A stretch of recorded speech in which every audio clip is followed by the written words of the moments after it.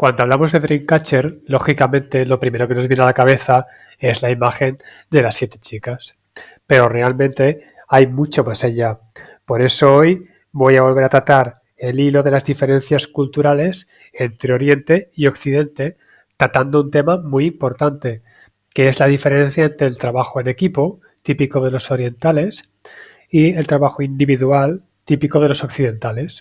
En la música occidental, pero no la música culta que abarca la ópera, las sinfonías, etcétera, sino la música popular, el pop, el rock, el hip hop, etcétera, todos tenemos muy interiorizado que una banda de música es básicamente un pequeño grupo de gente, normalmente uno de ellos es el cantante y el resto tocan algún instrumento, que componen sus propias canciones y básicamente hacen lo que quieren. Las empresas existen para ayudarles a producir la canción, se encargan de la grabación, la distribución, etcétera. Pero el genio radica en los propios músicos e incluso dentro de la banda solamente suele haber uno o dos que son los que realmente contribuyen con su genialidad a que todo salga adelante. Por lo tanto, básicamente es un trabajo muy individual. En el K-pop, la idea es que una empresa plantea un concepto y para llevarlo a cabo contrata tanto a los compositores como a la gente de maquillaje, vestuario, etcétera, y por último hace un casting para seleccionar a un grupo de chicos que sepan cantar y bailar aceptablemente bien. Por tanto, los chicos y chicas son básicamente peones del proyecto, una especie de asalariados que no aportan a menudo mucho más que una cara bonita y unas ciertas cualidades sobre el escenario, pero que en realidad apenas tienen decisión no solo empresarial, sino incluso artística y básicamente hacen lo que les dicen. ¿Qué método es mejor? Bueno, el método occidental puede parecer más romántico. Es la vieja idea del grupo de chicos que se llevan bien, forman una banda, componen y al final triunfan y ganan mucho dinero y mucha fama. El método oriental es más profesional. Cada cual se encarga de lo que sabe hacer.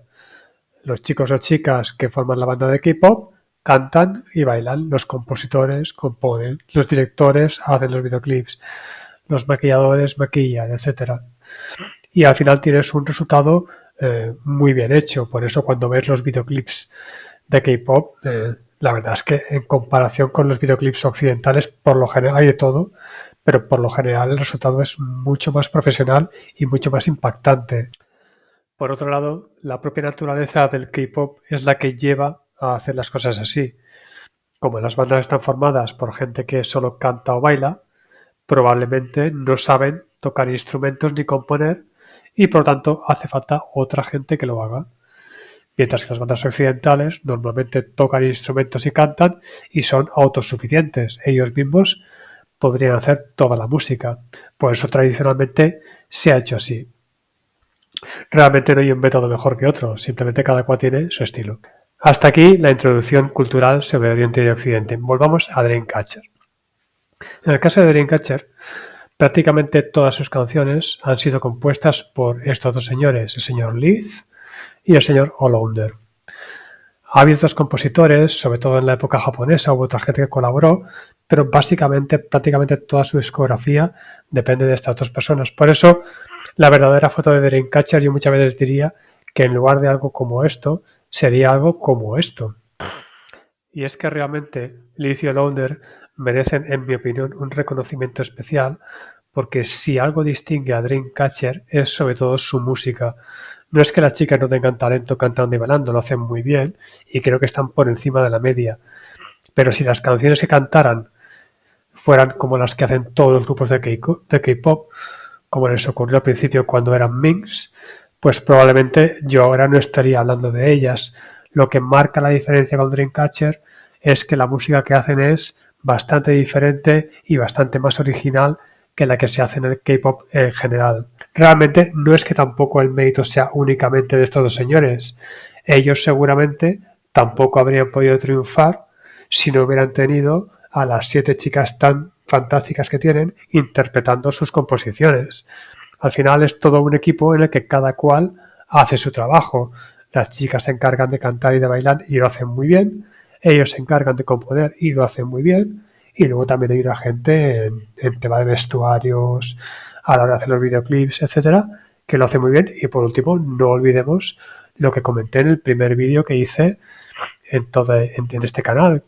El líder Iju Won, que es el jefe de la empresa, fue el principal responsable de que Dreamcatcher existiera. Fue el que tomó la decisión de hacer algo diferente cuando Minx fracasó. O, por ejemplo, no olvidemos que en el tema de las coreografías, que es tan importante en Dreamcatcher, hoy en día muchas ya las diseña directamente SUA, pero ha habido gente a lo largo de la historia, al principio Suni y luego Hwang Soo-yeon, que se han encargado de diseñar estas coreografías que tanto han contribuido al éxito de esta banda y que tanto forman parte de su personalidad. Por eso hoy he querido hacer este vídeo para recordar que Dreamcatcher y cualquier grupo de K-pop en general no es como una banda occidental, no es una banda que podemos pensar que todo depende de ellos.